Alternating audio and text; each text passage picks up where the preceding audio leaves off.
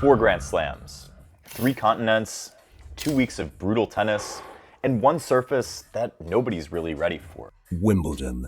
Every summer, the best players in the world show up to Wimbledon totally unprepared, and they know it. Last year, a record number of seeds got kicked out early. 8 top 10 players out in the first round. But here's the thing, this isn't a one-off.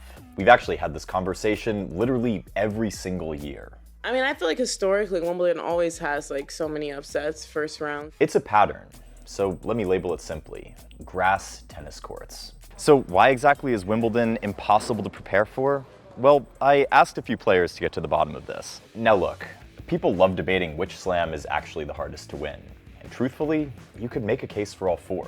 Take Roland Garros. Slow red clay, the ball that bounces 23% higher than it does on grass, according to court surface data. That neutralizes big serves and turns matches into these brutal, exhausting rally slugfests that test your legs and your patience for hours. The movement alone, the sliding, takes years to master. And then there's the small matter of one Spanish guy who made it borderline unwinnable for 2 decades. And what about the US Open? Last slam of the year, close to the end of a brutal 11-month grind, New York humidity in late August that just cooks you alive. No man has won it more than 5 times, and it produces more first-time slam winners than any other major. That tells you something about how much it wears players down. Or on the flip side of the calendar, the Australian Open. Melbourne Heat right at the start of the season, when most players are still finding their rhythm.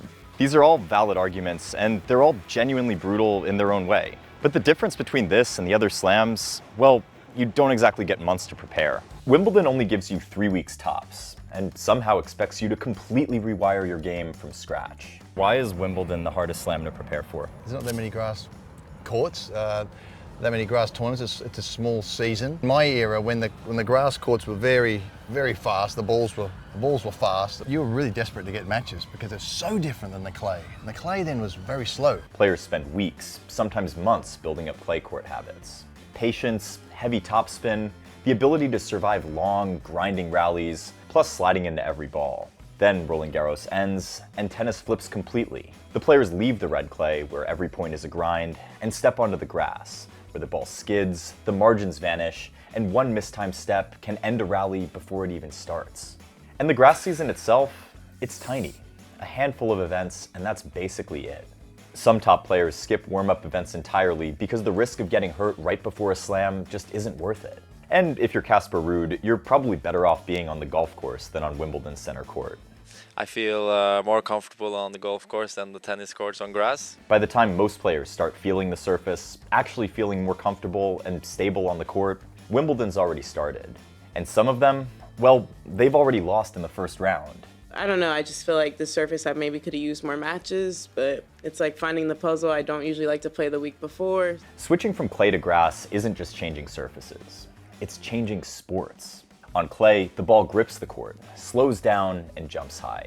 That gives players relatively more time between shots, time to set up, breathe, and build the point on their terms. Grass, on the other hand, takes that time away.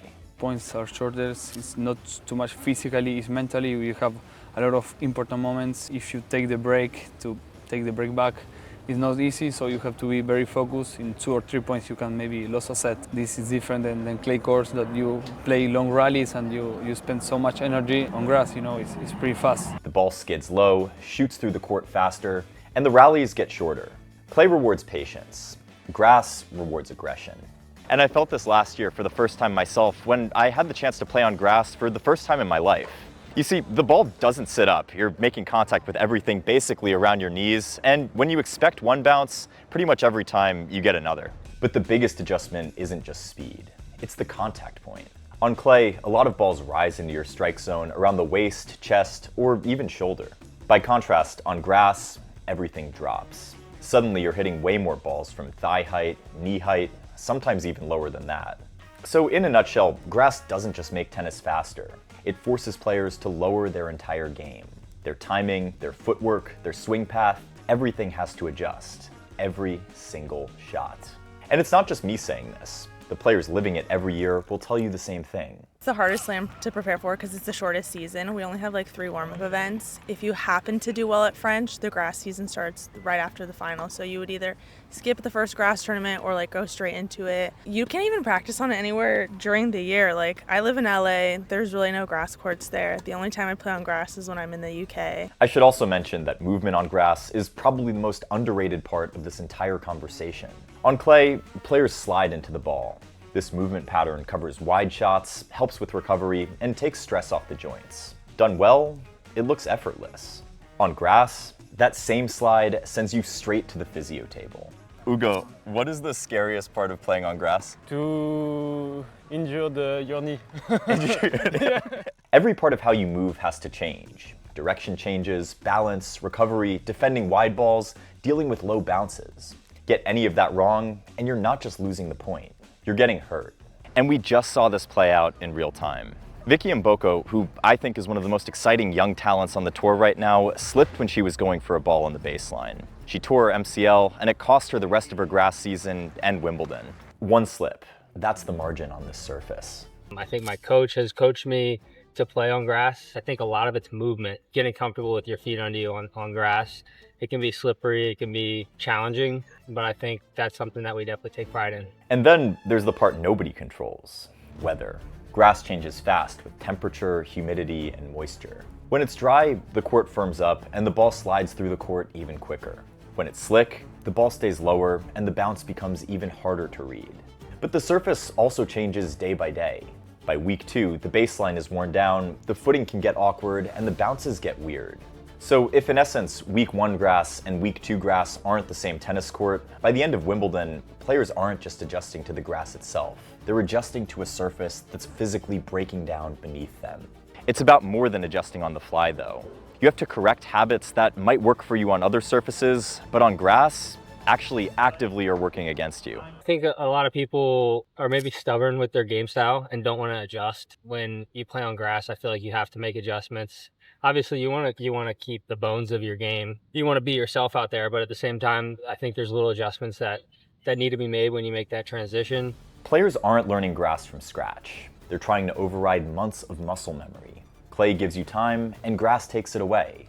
The same habits that win matches in May and June, grinding, looping heavy topspin, standing deep on the return, can become liabilities in July. If your game is built around dragging people into 20-shot rallies, sorry, Casper, grass can feel like it's working against you. That doesn't mean you can't succeed, though. It just means you have to change. And well, when it came to that change, nobody did it better than Rafael Nadal. From 2006 to 2011, he made 5 straight Wimbledon finals and won 2 titles. But he didn't do it by playing clay court tennis on grass. He flattened out his forehand, moved forward more, attacked the net, and most importantly, he stepped in closer on the return, taking time away instead of giving it up. That's the trend across the modern top 10 too. On grass, most players move in on the return. Fritz jumps nearly 5 meters closer. Alcaraz, Zverev, Shelton, and FAA all step in by around 2. Medvedev, well, he's the outlier because he actually moves back. Classic Medi, am I right? But the larger point is clear. Even Nadal had to rebuild parts of his game to win here. So if an all-time great had to change that much, what chance does a pure clay court grinder like Luciano Darderi have with only 3 weeks to adapt? So given the mental and then the physical challenges of grass, how do you personally prepare? Yeah, we just trying to do a lot of serves and returns and trying to attack. Place a lot of slides from the backhand side because you change a little bit the place and the altitude of the ball. We just trying to attack a little bit more because if you stay so far away from the baseline, it's a little bit difficult. Now let's flip it around. Who does grass reward? Big servers, aggressive first strike players. Because the ball stays low and skids through fast, returners are constantly under pressure. Aces happen 41% more often on grass than on clay. Holding serve gets a lot easier. The average rally length on clay for the men sits well over 5 shots. On grass, just 3.8 shots. That means that 1 or 2 loose service or return games can decide an entire set. This is also exactly why serve bots sometimes suddenly become legitimate dark horses at Wimbledon. I've had players like Hurkacz and Bublik as dark horses before, and people thought I was nuts. But the thing is, on grass, a strong serve is amplified so much to the point that it doesn't really matter if you're a top 5 player or not, it's gonna be a real threat. Beyond the serve, grass rewards a really specific extra skill set, taking the ball early, transitioning forward, and finishing at the net.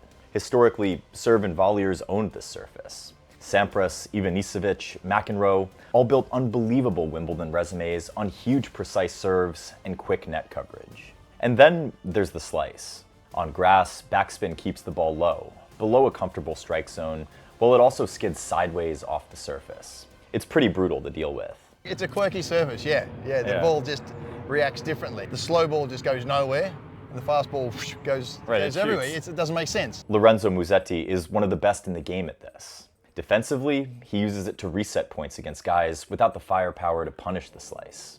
Offensively, he slices it low, forces the opponent to lift the ball up, and then he's teeing off on the next shot. Here's one, for example. And here's another. And when he really shortens it, he drags the opponent to the net and finishes them off right there. Huge, precise, flat serves are critical for success on grass. However, the slice serve can also be a nightmare. I got to hit with Ugo Humbert, a former top 20 player, and let me tell you, his serve out wide just broke me. Like, out of the freaking court. Like, I didn't have any answers for it. How did you get your serve that good? Like, it's literally like unreturnable. It's the best serve I've ever faced. Really? Yeah.